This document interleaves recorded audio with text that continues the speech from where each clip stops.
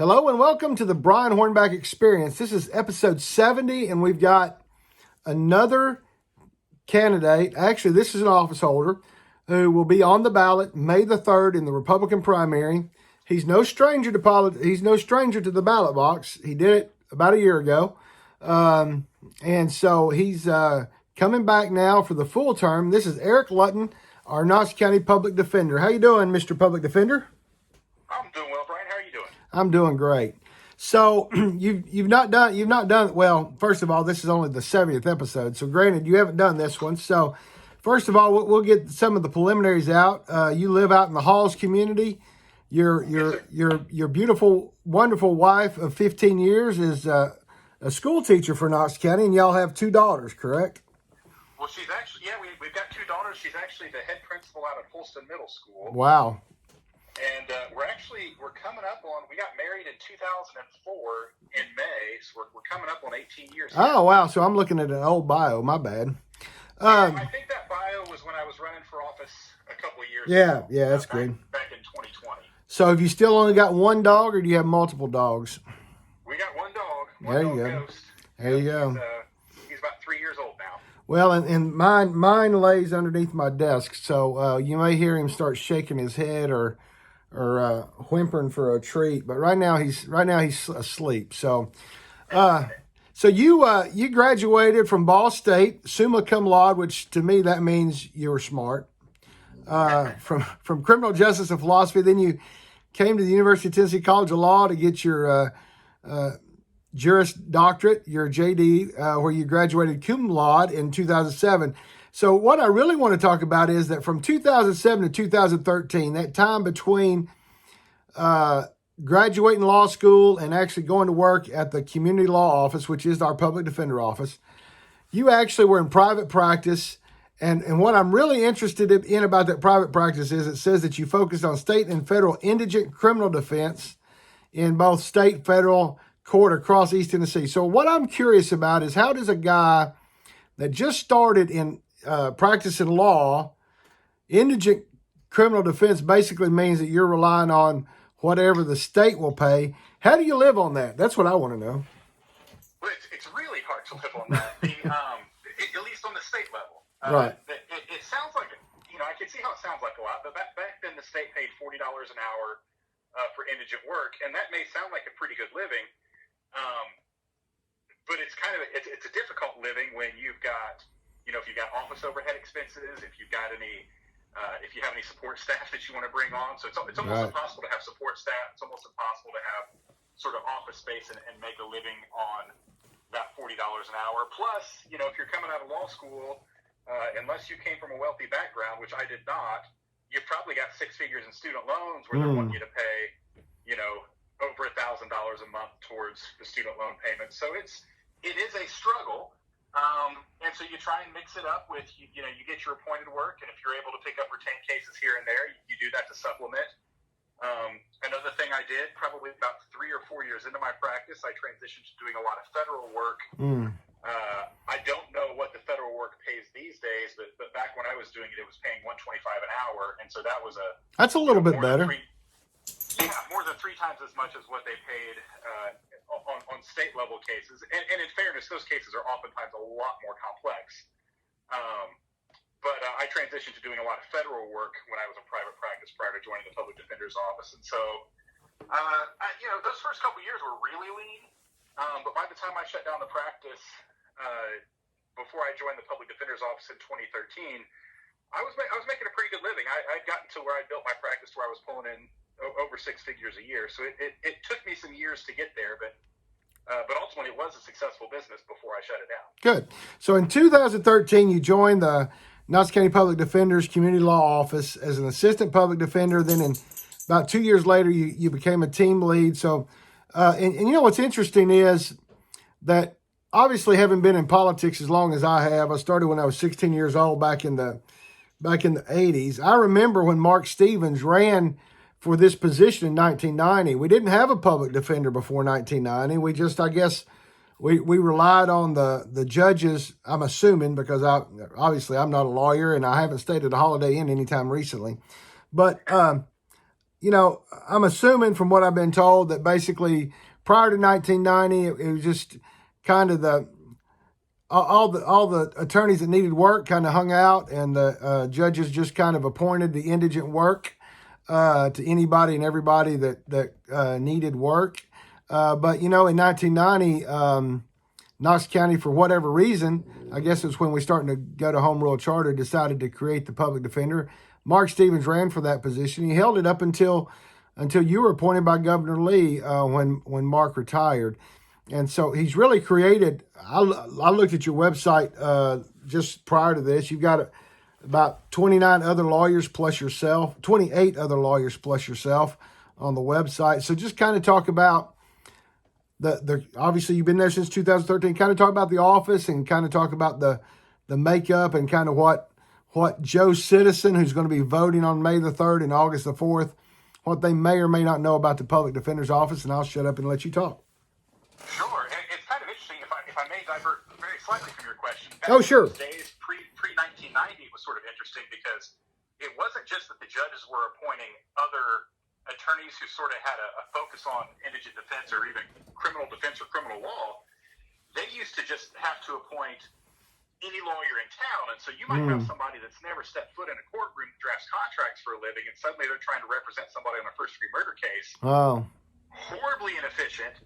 And the result was you had a lot of people that were coming into court that, were leaving their office where they're making $300 an hour or $400 an hour to go represent somebody they've been told to represent. The result was really poor quality representation in a lot of instances because people weren't actually focused or had any sort of dedication or knowledge base. But also a lot of inefficiency because if you were an attorney and you wanted to be effective, as I think most people do want to be good at their jobs, you've been drafting contracts for the last 20 years of your life, and now you're having to get up to speed on criminal law. There's a heavy learning curve. And so I think that in a lot of ways we're able to do it more effectively and more efficiently by sort of specialization is not the right word, but a focus where that's all the assistant public defenders do is criminal law. Right. So we know it. In terms of the office, I think that we're really fortunate, and we have got what I think is a really phenomenal public defender office in Knox County, Tennessee. And I have to give a lot of credit to Mark Stevens for that. He really did build something special. Mark, for those of you who know Mark, he was absolutely a visionary, and he was really effective at taking a vision and implementing it. And so we're one of the only we were one of the first, if not the first, public defender offices in the South that had social workers. And the reason why we have social workers is because of this idea that we like to call client-centered holistic defense. And to sort of explain what the holistic part means, it means that we want our clients to succeed. We want them to do better. We don't want to just defend the criminal charge. If I've got a client that's charged with shoplifting from Walmart, for example, I can easily defend that Walmart charge. I mean, I can pull the surveillance videos from inside. I can see if the state has the goods to make their case. But if, in fact, that client was stealing from Walmart, there's probably something going on in their lives that led them to that decision. Right. It could be mental health issues. It could be substance abuse issues. It could be any number of things. And if all I do is look at those videos from Walmart and don't do anything to try and figure out what's going on in the client's life, I might get a good resolution for that client. But we're going to see him again because we've done nothing. Their introduction to the court system has done nothing to put them in a better place in their life. And so one of the things that we have with the social workers, and with a real focus on that for the 28 other lawyers in the office, is to try and work with the whole client and figure out not just did they commit a crime and can the state prove it, but are there resources available in the community? Are there things that we can do to try and make sure that person doesn't reoffend again, that person is able to get clean of drugs or alcohol, that person is able to access the mental health treatment that they need. Brian, sometimes it's as simple as a driver's license or an ID. Right. You've got somebody that's really trying their best, but they can't get a job because they don't have an ID. And it's amazing to me that sometimes if you could do something as simple as getting someone pointed to the resources so they can get an ID that allows them to get a job, which allows them to build towards housing, that you can meaningfully impact their life over something that was just helping them with that form and helping them sort of navigate the bureaucracy of what they need to do to get an ID or driver's license. And so we try and spend a little bit of extra time with people, working with them to put them in a better position in their life. So hopefully we don't see them come back through the system. How many of those support staff, social workers? Because granted, I mean, you might have 29 lawyers, but I mean, obviously you got to have clerical, you got to have some, I'm assuming you got some staff researchers, you got social workers. So what's the total body count inside the community law office? It varies somewhat depending on, sometimes when law school is in session or out of session. Oh, yeah. Vary about the number of law clerks we have, but we generally hover around 65. That's cool. And we hover around, right now we have 7 full-time social workers on staff. Wow. But even with 7 full-time social workers, that means that we can only give social workers to roughly 10% of our clients. Right. I'd love to be able to expand that. We've been able to show that when we can have social worker intervention, that people are more likely to be successful. But it's just it's a resource problem. We try and make the best with what we have and try and make the most positive impact for our community and our clients that we can. But just like every other, not only government agency, but everybody in the private sector as well, there's resource problems for all of us, and we've got to navigate the waters with the best that we can with what we have available. And you get money from the state and local, is that correct? That is accurate, yes, sir. Okay, so, and basically, I mean, I like my public defender and I really like my district attorney general, but basically what we're doing is obviously the district attorney general is prosecuting the case, and y'all are having to defend the case for those that can't afford representation. So you don't have every criminal case that the district attorney has, but you do have a good percentage of those cases. And I know that Mark Stevens at one time talked about the fact that, the weight of the budget should be equal. I know that it's not equal, but is it getting better, or is it about the same as when Mark was having those budget discussions with the state and the locals back then? I mean, obviously, you could always use more money, I'm sure, but I mean, where are we in the budget flow there? Sure. So the way that it works is we get what's called state positions. So Okay. I have a set number of attorney positions that are funded by the state, and it's not a dollar amount in the sense that if I put a brand new, fresh out of law school lawyer in that who's making entry level salary, that's a position. Okay. Or if I put somebody who's been practicing for 25 years and is maxed out on the salary scale, that's a position. So it's not a set dollar amount from the state. It's a set number of positions for attorneys, investigators, and legal secretaries. On the county side, where we get our funds there, I do not submit a budget proposal. Like we're in budget season right now in Knox County. Right. I'm not going to be submitting a budget proposal to Mayor Jacobs because there's a state law that basically lays out that local entities, local governments are not required to fund DA's offices in excess of the positions that they get from the state. But the reality is the positions that both myself and the DA would get from the state would not be enough for the courts to function in Knox County. Exactly. For the bigger counties, you almost have to have some of that local county subsidy. Otherwise, we wouldn't be able to run the courts. But the way that it works out is to try and make sure, because as I'm sure you and your listeners can imagine, it's really popular to fund a DA's office. Right. People love the idea of being tough on crime.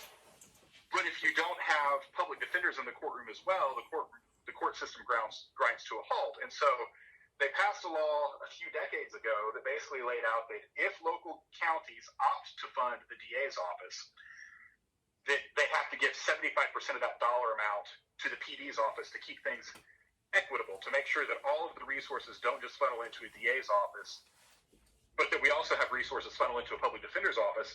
Otherwise, you would end up in a situation where we wouldn't be able to really contest anything, and Right. the state could just roll over its citizens without anyone to sort of operate as that check and balance to make sure that there aren't malicious prosecutions or the innocent people aren't being convicted. Right. So, has that been working fairly well now that you're getting 75% of what the DA gets? I mean, I imagine the DA's office would probably say that we should get a lot less. Right. I would say that I think that our jobs are very different than theirs. You can't compare it. That it is true. If a person gets arrested and they have money, they're not poor. Right. They're going to go out and hire somebody, and so the DA's office is still going to have to prosecute that case, and we're not going to have to defend it. And so from that perspective, the DA's office will make the pitch at times that, well, we are prosecuting 100% of the cases, and they're not defending 100% of the cases, so therefore they should not get 100% of our funding. But I guess I would point out that we made about 5,000 visits to the jail last year, and that's a 45-minute round trip from the office. I would wager that maybe a DA or two made a trip out to the jail last year.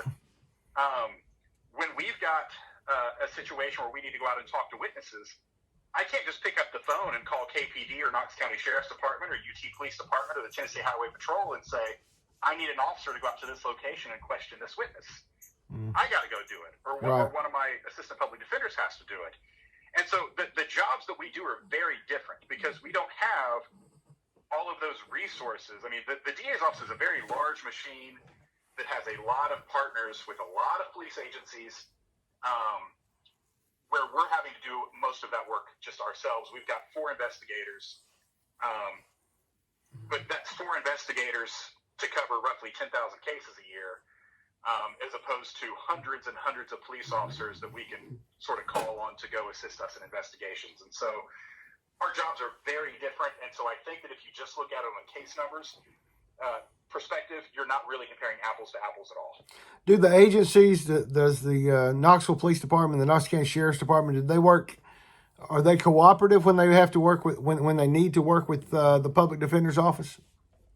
I guess it would depend on what you mean if they're cooperative when they need to work with this. I mean, I guess I'm not 100%.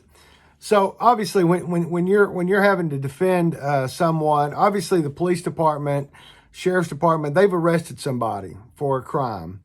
So they're probably, just from my layman's perspective, they've helped build the case for the district attorney general. So if you're during that investigation that your assistant public defenders are working with those police officers, are those police officers cooperative, or do you have to, or are they always not wanting to tell you everything? I mean, do you have to force the answer out of them, or that, because obviously from my perspective, I guess from watching the various court TV shows, I mean, the police obviously have helped build the case.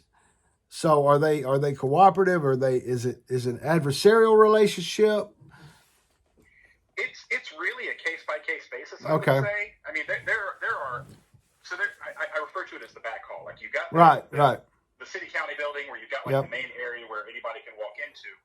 Behind the courtrooms, back in the hallway where the judges have their chambers. Right. There's a lot of negotiations and discussions that happen in that back hall. And so when I refer to the back hall area, I'm talking about the area that's not readily visible to between the courtroom and the judge's chambers. Yes. Right. There's a lot of conversations that happen back there. Okay. And it's really dependent upon the individual officers and also the DAs that have the case. You know, there are some DAs that will tell the officer, this is the defense attorney, answer any questions they have. And there are others that really want to play it close to the vest and don't want the police talking to you at all. Okay. I think that it's most productive when we can have a conversation. I mean, I look at it like this. I mean, if I, for example, let's say that I think that there's a search and seizure issue, or that there's a bad stop, or that they've got, potentially the wrong person. And let's be honest about a lot of things. The police are rarely on scene when the crime occurs. They're oftentimes coming to the scene later. And a lot of times, especially in situations that might involve family disputes or things like that, the police are having to get there and they're having to do the best job that they can in that moment on the scene with imperfect facts and imperfect information. And they're trying to flush out what happened. And so sometimes, it can be really productive if you can have that conversation and find out, what happened, who said what. And there are times that they don't necessarily have all the information, and so sometimes you have officers that are more than happy to sort of listen to your pitch or listen to what information you have found out. I mean, gosh, I can't tell you the number of times we've had cases where, the police arrive at a location and the witnesses tell them that something happened and they make an arrest based upon all the information they had. And then, we've either investigated or we've gotten, Ring doorbell footage, or we've gotten, located other witnesses that tell a completely different story that the officer just simply didn't have available when they made the initial determination. And so I think communication is important. And what I've told several officers is, look, if there are a lot of these questions about whether or not something did or didn't happen, or whether or not the state can make their case, that we can sort of figure out in a discussion, right, without me having to pull you off your beat, subpoena you to come into court, and only ask you questions on the witness stand. There's a time and a place to ask the questions on the witness stand, but let's be honest, it's a very small percentage of cases that are actually resolving via trial. Most of the cases, for right or wrong, I would suggest probably more wrong than right, but most cases resolve via plea agreement. Well, and I would imagine that a more seasoned police officer and a more seasoned district attorney is going to know what they can and can't do by the law. I mean, some of that I'm assuming is learned by just experience, I would assume. I think that's true. And especially as you work in the court system longer, you sort of will develop, maybe relationships isn't the right word necessarily, but you develop a professional working relationship with somebody where they know that you're not going to twist their words, or they know that you're not going to lie right. about what they said or didn't say. And you can build, you can build towards productivity as you sort of work in the system longer with the players. Yeah, it's kind of like when I ask people to come on the Brian Hornback Experience, and I have to always say there are no gotcha questions. I think everybody assumes after 17 years of being a blogger, there's always going to be a gotcha question, and really, it's just trying to get the information out. So, most of your cases, I'm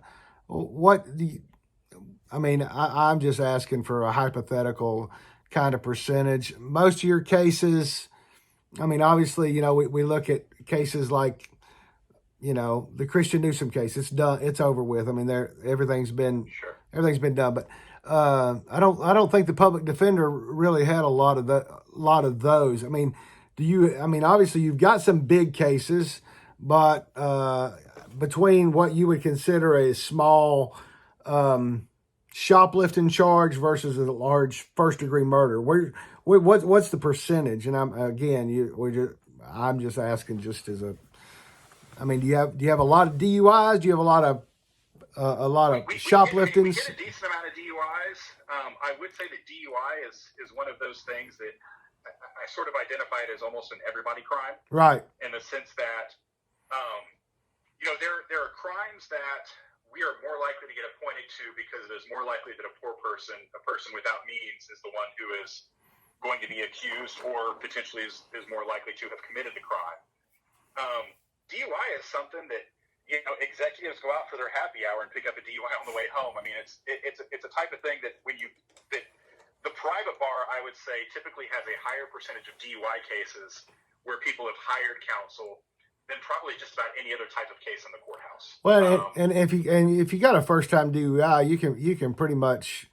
I think everybody kind of knows you can kind of plead that out and get your time served, and it's. The typical offer on a DUI first offense in Knox County is basically plead guilty as charged to a DUI with the minimum punishment. Right. I think there's a couple of reasons for that, and I think that some of the reasons I think are potentially troubling. One of which we have a system where DA's offices are able to have what's called grant attorneys. And that's where you have individuals who their paycheck is basically paid. It's grant funded by a DUI grant. I personally have a problem. I think anytime you start tying a person's paycheck to conviction rates, I think that it has the potential to lead to individuals making decisions not based upon what is right or what is wrong, but based upon that they have to hit certain data or certain numbers in order to keep their grant. Is that grant coming from the state? I'm not exactly sure where their grant funding comes from. Okay. It can be there are a believe, state and federal grants available, and I honestly haven't tracked. Right. But it is a thing that exists, and so, but yeah, I mean, so it's. Right. But yeah, DUI is kind of, to sort of bring it back around, DUI is kind of an every person crime, and so I think that we have a smaller percentage of DUIs than maybe probably just about any other type of offense. But it really varies. I mean, you mentioned the Christian Newsom case.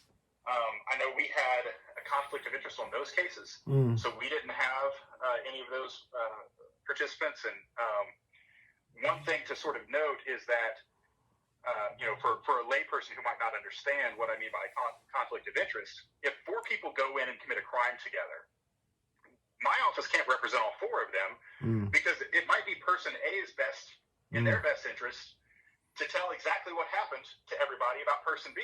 Right. Well, if I'm representing person B, how can I go negotiate that person A should go and basically sort of tell on person B if I'm also representing person B? And so when you have co-defendants like that, that means that private counsel will get appointed because I can't represent both party A and party B. But if you've got a representation history with somebody, that can also lead to a conflict, and that you still have a legal responsibility to protect their interests. And so I believe that's sort of what had happened on the Christian Newsom case, is that we just were not able to represent any of those parties. But we certainly do handle our fair share of. Sure.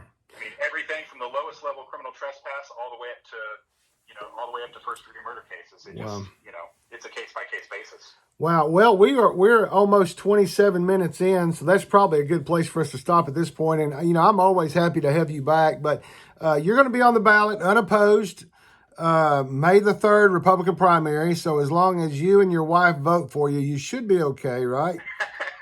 Well, Brian, if I see the results and there's only one, because I know I'm voting for myself, if I only get one vote, my wife and I will have to have a talk. I'm sure you're going to have more than one vote, but and then also you're going to be unopposed August the 4th in the general election.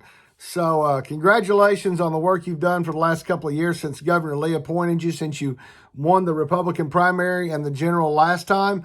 Obviously, folks have recognized that you're doing a good job, and so looks like you're going to sail right into a full 8-year term.